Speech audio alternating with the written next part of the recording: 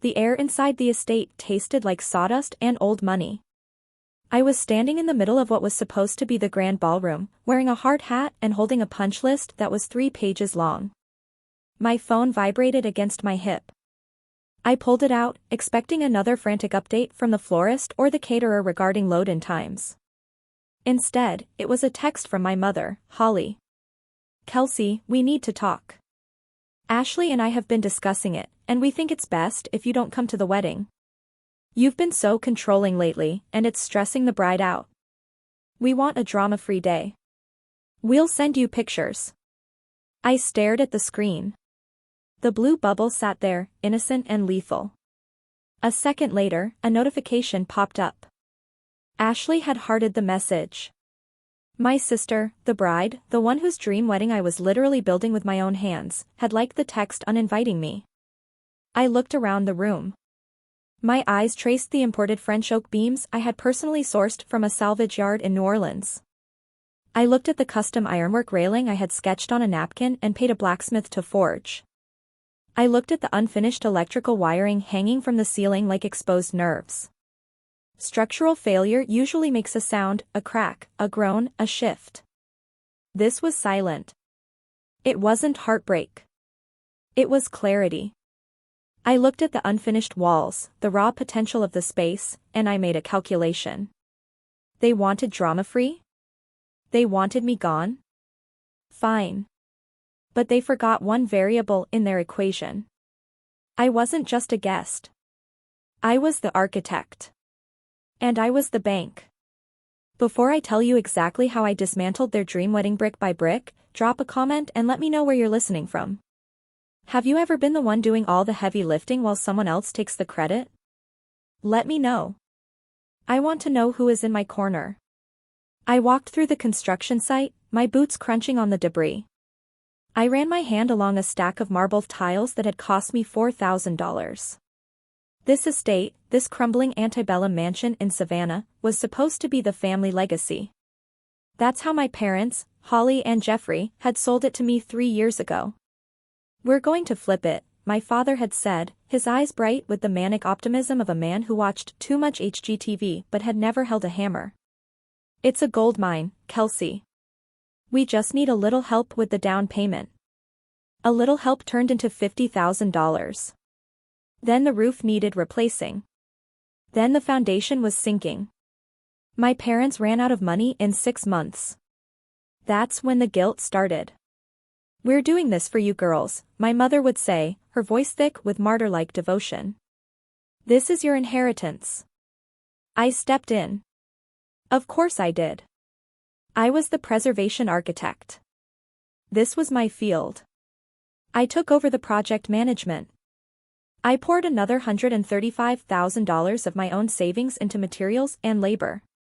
I spent my weekends here, scraping paint, supervising crews, fighting with the city over permits. I skipped vacations. I lived in a studio apartment the size of a shoebox so I could afford the mortgage payments on a mansion I didn't even live in. And then, Ashley got engaged. Suddenly, the family investment became Ashley's dream venue. The timeline accelerated. The budget exploded. My parents stopped talking about resale value and started talking about floral arches and bridal suites. I became the foreman of my sister's fantasy. I realized now that I had walked into a trap of my own making. It's what I call the architecture of exploitation. In toxic families, exploitation isn't an event, it's a structure. It's built slowly, brick by brick. You are conditioned to believe that your value is structural. You are the foundation. You are the beams. You are the things that bear the weight. You are necessary, but you are invisible. You are meant to be covered up by drywall and paint so no one has to look at the work you're doing. My sister, Ashley? She was the facade. She was the decorative molding. She was the thing people admired. My parents were the investors who took the credit without putting up the capital. And I was just the labor. I had convinced myself that if I built this place perfectly enough, if I made it beautiful enough, they would finally see me. I thought the sweat and the money were a down payment on their love. But standing there in the dust, reading that text message, I realized the truth. Love wasn't a mortgage. You couldn't earn equity in people who only saw you as a utility. They didn't love me. They loved what I could build for them. And now that the structure was almost up, now that the hard work was done, they didn't need the architect anymore. They just wanted the keys. I looked down at the text message one last time. Great choice, I typed. My thumb hovered over the send button for a fraction of a second, not out of hesitation, but out of finality. I added one more line. Then you'll be free of my oversight too. Sent. I slid the phone into my back pocket. The emotional part of my brain went quiet. The professional part, the architect who dealt with structural failures and load-bearing limits, took over. I wasn't a sister anymore. I was a project manager closing a failed job site. Mr. Henderson, my foreman, was over by the south wall, supervising the installation of the antique sconces. He was a good man, a man who had worked overtime because he respected me, not because my parents paid him well. They didn't pay him at all. I did. Jim, I said. My voice didn't echo. It cut through the whine of the power saws. Pack it up. He turned, wiping drywall dust from his forehead. Excuse me, Kelsey? We've got the floor guys coming at 2. Send them home, I said. We're done. The project is cancelled effective immediately. He blinked, looking around at the half-finished luxury we were creating. Cancelled? The wedding is in 10 days. Your mother. My mother doesn't hold the permits, Jim. I do. I walked over to the large front window where the bright orange building permit was taped to the glass. It had my name on it. My license number. My liability. In the eyes of the city, this wasn't a family home, it was my professional responsibility. And in the eyes of my family, it was just another thing they expected for free. I reached up and ripped the orange card off the glass. The sound of the tape tearing was sharp and satisfying. I am pulling the permits. This site is now an active construction zone with no oversight. It is illegal to continue work. Tell the crew to grab their tools and clear out. I want the site locked and empty in 30 minutes. Jim looked at my face. He saw the lack of tears. He saw the cold, hard set of my jaw. He nodded once, a grim acknowledgement of a disaster he didn't need to understand to respect. All right, boys. Wrap it up. Power down. Inside the temporary office in the old library, the master binder lay open. I flipped it to the vendor tab. First call, the lumber yard. This is Kelsey. Cancel the delivery of the walnut flooring. Yes, the entire order. Refund the card on file. Yes, today. Next, the lighting rental company. Don't send the chandeliers. The contract is void. As I made the calls, I felt a strange sensation in my chest. For years, I had been bound by what I call the invisible chain of the survivor. It's a tether that keeps the scapegoat tied to the abuser. It's not made of fear, it's made of hope. The hope that if you just do one more favor, fix one more crisis, pay one more bill, they will finally look at you and say, thank you. We love you. That hope is a prison. It keeps you working a job where the salary is 0 and the emotional tax is 100%. Stopping the work wasn't just an act of revenge. It was the sound of that chain snapping. I realized that the perfect venue wasn't a gift I was giving them, it was the bribe I was paying them to keep me around. And they had just rejected the payment. Outside, the noise began to die. The power saws wind down into silence. The generators chugged and cut off. The shouting of the crew faded as they loaded their trucks. A heavy, dusty silence settled over the estate. The house looked different now. Without the noise of progress, you could see it for what it really was. It wasn't a wedding venue. It was a ruin. It was a shell with no floors, exposed wiring, and holes in the drywall. It was cold. It was empty. It was exactly what they deserved. The heavy front doors swung shut on well-oiled hinges, another repair I paid for. I turned the deadbolt. I put the key, the only key, in my pocket. Crossing the gravel to my truck, I left behind a dark, silent monument to their entitlement. I didn't look back. 2 days later, my phone vibrated on my desk at the firm. I was working on a schematic for a museum restoration, surrounded by the comforting order of blueprints and CAD files. The name on the screen was Ashley. I didn't answer. It rang again. Then my mother. Then my father. Then Ashley again. The barrage continued for an hour. My phone danced across the desk, vibrating with a panic I wasn't feeling. Finally, a voicemail notification popped up. It was my mother. Her voice started high and thin, the sound of a woman whose reality was cracking. "Kelsey, pick up the phone. We're at the estate. What happened? Where are the floors? Why is it dark in here? The florists are here for the walkthrough and they can't see anything. You need to fix this immediately. Call me." I took a sip of my coffee. It was lukewarm, but it tasted fine. I didn't call back. An hour later, Ashley left a voicemail. She wasn't asking, she was screaming. "You petty, jealous bitch. You ruined it. There's dirt everywhere. My dress will be ruined. How could you do this to me? Turn the power back on right now or I swear to God I'll sue you." Sue me. For what? For stopping work on a project I wasn't being paid for? For pulling permits I legally owned? Their delusion was fascinating. They genuinely believed that my labor was their birthright. They thought they owned my skills the way they thought they owned the house, by simply existing. By evening, the tone had shifted. The anger had curdled into gaslighting. My father left a message, his voice heavy with disappointed authority. "Kelsey, this has gone too far. You're punishing the whole family because of a misunderstanding. Your mother is sick with worry. We need to come together and finish this. You made a promise. Breach of verbal contract is a serious thing, honey. Don't make us involve lawyers." I deleted the voicemail. They were trying to summon the ghosts of my old guilt.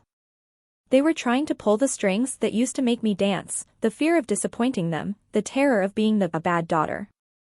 But the strings were cut. I felt nothing but a cold, clinical observation. They were scrambling. They were realizing that without the foundation, the facade couldn't stand. They were standing in a dark, unfinished room, screaming at the only person who knew how to turn the lights on, and wondering why it was still dark. The next morning, I drove to the outskirts of Savannah, to a small, immaculate cottage surrounded by live oaks. This was where Aunt Patricia lived. My mother's older sister. The black sheep who had been ostracized from the family years ago for refusing to bail my father out of his first failed business venture. Patricia opened the door before I could knock. She was 60, sharp-eyed, and elegant in a way my mother tried to buy but never achieved. She looked at me, then at the manila envelope in my hand. "Come in," she said. I heard the screaming from here. We sat in her sunroom. I told her everything. The text. The pulled permits. The empty venue. She listened without interrupting, sipping her tea. When I finished, she set her cup down. "You think you've stopped them," she said. "But you haven't. They'll find a way to patch it up. They'll rent generators. They'll lay down cheap plywood. They'll have that wedding in the dirt if they have to, just to prove they won." "I know," I said. "That's why I'm here. I need to know about the deed."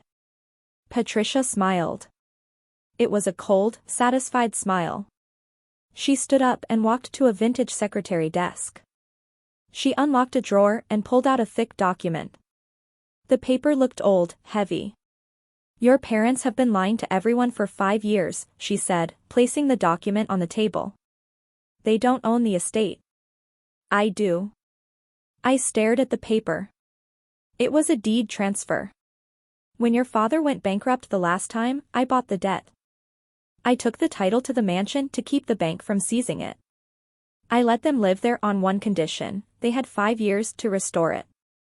If they made significant progress and increased the value by a certain date, the title would transfer back to them. If they defaulted on the work. She tapped a paragraph near the bottom.